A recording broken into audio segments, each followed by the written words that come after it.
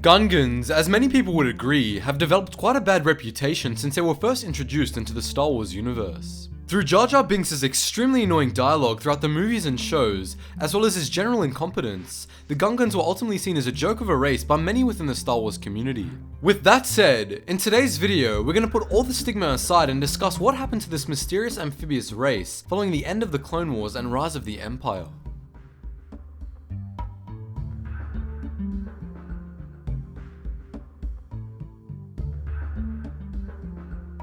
To put things into perspective, we'll first take a quick glance into the rich history of the Gungan people. In the early years of the galaxy's conception, Gungans were surprisingly more comfortable on land than they were on water, and almost always developed their tribal communities on the ground. Unfortunately for the Gungans, however, in these early years, a reptilian race known as the Elders had also colonized Naboo and were intent on wiping out the Gungans, forcing them to retreat and adapt to a watery climate. Whilst the Gungans were beginning to evolve into a very efficient amphibious race, the Elders, who had dominated the land, were subject to one of the most mysterious disappearances ever seen within the Star Wars universe, and vanished without a trace, never to be seen again.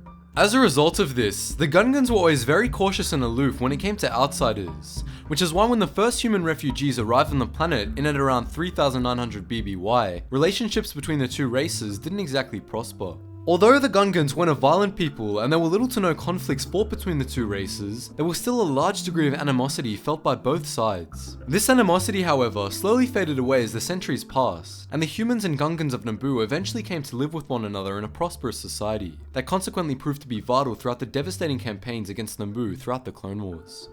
The question still remains, however, what happened to the Gungans following the brutality of the Clone Wars? Although humans and Gungans were fundamentally different in many ways, they both were very resilient and smart people, and unlike many of the other planets who accepted the Empire with open arms, Naboo secretly harbored many doubts and ended up providing refuge to any Jedi who managed to escape the clutches of Order 66. This Naboo underground, however, was abruptly halted when Imperial intelligence eventually discovered the truth, and sent large detachments of 501st stormtroopers to essentially annex Naboo and assassinate Queen Apolana for her treachery unto the Empire.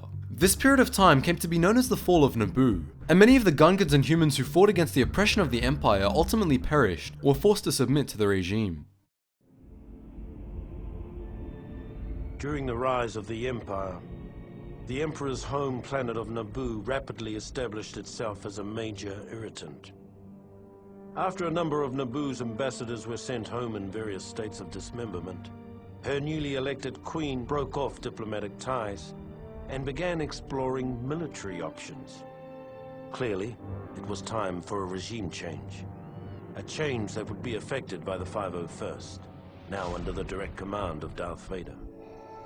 Our orders were simple: to infiltrate the city, take out their leader, sending a clear signal to other potential troublemakers in the Empire.